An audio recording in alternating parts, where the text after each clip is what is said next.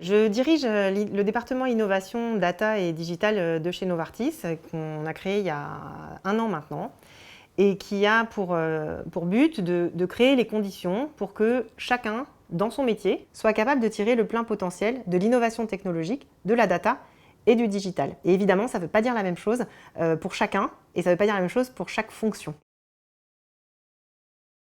La transformation de notre secteur, c'est un sujet que nous avons pris à cœur.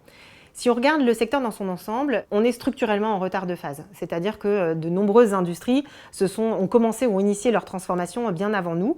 Alors on peut le voir comme une faiblesse, ou on peut aussi le voir comme une opportunité parce qu'on a la chance de pouvoir apprendre de ce qui s'est passé dans beaucoup d'autres secteurs plus ou moins régulés. Je parle la banque, l'assurance, le e-commerce. Et effectivement, c'est des sources d'apprentissage pour nous.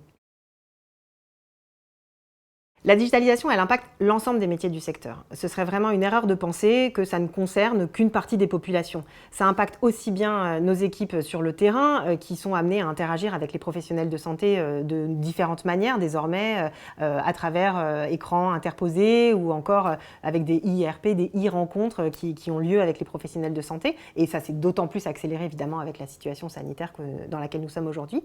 Mais ça impacte aussi la manière dont on conçoit, design les études cliniques. On commence à faire des études cliniques qui sont réalisées uniquement sur des jeux de données et c'est des choses qui sont complètement nouvelles. Ce sont des territoires qu'on explore. La digitalisation impacte en profondeur nos organisations et c'est une opportunité de casser les silos. Parce que de plus en plus, on est amené à acquérir de nouvelles expertises. Et là aussi, dans tous les métiers, quand on voit l'évolution de nos fonctions juridiques, l'évolution de la réglementation, si on prend l'exemple du RGPD évidemment, la connaissance et la maîtrise de ce nouvel environnement réglementaire a un impact auprès de l'ensemble de nos équipes dès lors qu'on veut conduire un projet pour les patients ou pour les professionnels de santé. Il y a énormément de choses qui changent aujourd'hui. On crée des nouvelles fonctions dans l'organisation, on fait des choix organisationnels, de centralisation, de mode hybride, pour pouvoir répondre à ces nouveaux enjeux. Par exemple, on a créé des équipes dédiées à l'engagement digital pour accompagner nos équipes marketing parce que la fonction même du marketing se transforme. On ne fait plus du marketing aujourd'hui comme on pouvait le faire il y a encore une dizaine d'années et accompagner nos collaborateurs dans la prise en compte, l'intégration au quotidien de ces nouvelles façons de pratiquer le marketing est essentiel. Et on a fait le choix d'accompagner nos équipes marketing avec des experts qui ne viennent pas forcément du métier de la pharma. J'ai pas de boule de cristal, je ne suis pas Madame Irma, donc vous dire à quoi ressemblera l'avenir, c'est difficile. Par contre, je sais qu'il sera forcément réconcilié par rapport à ce qu'on peut encore voir dans certaines de nos entreprises aujourd'hui, où on a une vraie opposition entre les métiers traditionnels et le digital. Pourquoi ? Parce que le digital fait peur. En particulier dans notre industrie parce que tout de suite, c'est synonyme de complexité. C'est un monde inconnu pour beaucoup de nos collaborateurs et parfois, appréhender ce monde inconnu crée de l'anxiété, de l'angoisse. Et notre mission, c'est justement de réconcilier ces deux mondes, ces deux environnements pour que chacun puisse vraiment appréhender la technologie, appréhender le digital et l'intégrer dans son métier pour le transformer en opportunité.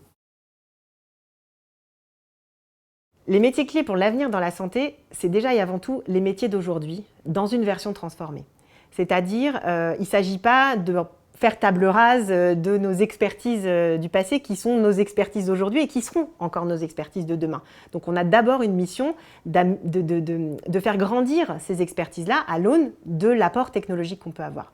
Mais on voit aussi de nouveaux métiers, et on le dit au-delà de la santé, on sait qu'il y a, je crois, la moitié des métiers qui seront exercés en 2030 qui n'existent pas encore. Donc une partie de la réponse, je ne l'ai pas, c'est clair.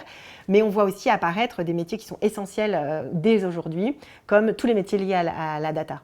L'analyse de la donnée, la capacité à analyser la donnée, la capacité à structurer des jeux de données, la capacité à en exploiter le plein potentiel, qui ne sont pas des métiers historiques de la santé, sont des métiers qui demain seront clés pour nous. On a un enjeu d'attractivité, un enjeu réputationnel qui fait que ces métiers de la technologie, ces jeunes gens qui ont des parcours d'ingénieurs, des parcours de marketing digital, ils pensent rarement à embrasser une carrière dans l'industrie pharmaceutique ou dans la santé parce que les formations initiales ne sont pas structurées comme ça et puis on n'est pas présent, nous, en tant qu'industrie, auprès de ces filières. Donc on a vraiment un travail à faire collectivement parce que c'est des fonctions dont on a besoin, dont on va avoir un besoin critique demain. Le second enjeu, c'est clairement celui du développement des collaborateurs. Parce que on a une responsabilité vis-à-vis des gens qui travaillent au sein de nos entreprises et on doit les accompagner sur la formation, sur aussi bien l'acquisition de nouvelles compétences techniques, mais aussi de méthodologies de travail qui changent et qui sont liées à ces apports technologiques.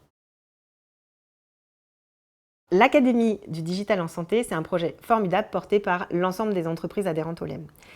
Notre objectif, à travers ce projet, c'est vraiment d'accompagner l'ensemble des collaborateurs de notre industrie pour leur permettre d'être à l'aise dans ce nouvel environnement digitalisé. Et encore une fois, c'est tout à fait aligné avec notre objectif chez Novartis d'accompagner l'ensemble de nos collaborateurs, quel que soit leur niveau de maturité et quel que soit leur métier. Et puis, ce qui est intéressant aussi dans ce projet, c'est sa dimension sociale, parce qu'on met tous en commun nos expériences, nos savoirs, nos ressources, pour produire quelque chose qui a de l'intérêt pour l'ensemble des adhérents, l'ensemble de la filière, et ce, malgré des différences de maturité, de taille de l'ensemble des opérateurs. Concrètement, on y construit une offre à 360 degrés qui doit pouvoir répondre à tous les types de besoins.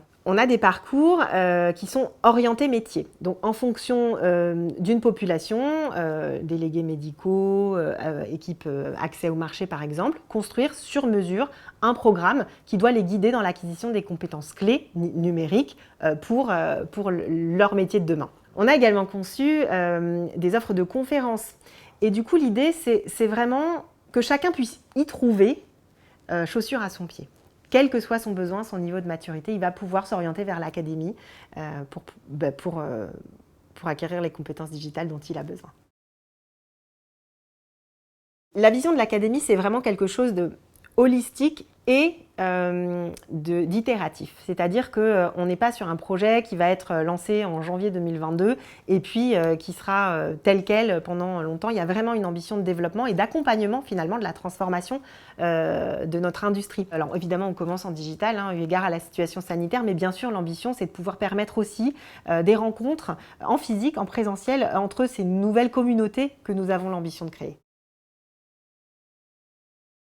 Mon plus grand espoir, c'est qu'on parvienne à réconcilier la technologie dans son ensemble avec la transformation des métiers, qu'il n'y ait pas de combat ou d'opposition, mais bien une forme de collaboration pour permettre à chacun d'exercer au mieux sa mission de santé au service des patients et des professionnels.